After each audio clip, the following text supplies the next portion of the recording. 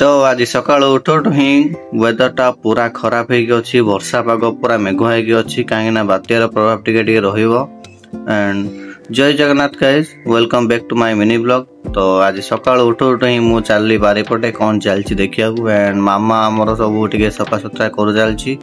And टेकी उठिकी सका गाधुआ पिधा सब सारी पूजा कम से तार लगी पड़े डेली। मुझे देखा बोली फसल सब केमती आमर ऑर्गेनिक फार्मिंग। तो फास्ट देखली बहुत सारा अमृत होती। एंड ये अमृत आम स्कूल को भी 10 किलो देचु। तो एबे बहुत टे कम अच्छी बहुत सारा होता। एंड तापर देखली लंका छोट गछ किंतु एथरे बहुत लंका हुए, बहुत सारा कड़ा हो सारा। एंड एथरे बीन्स हुए किंतु एबे बीन्स सरीगला एबे हो ना। तो अभी बहुत सारा लंका है लंका देखा बहुत सुंदर लगे, माने कलर आर बहुत माने जमती लगे प्लास्टिक लंका तो सेमती देखा जाए।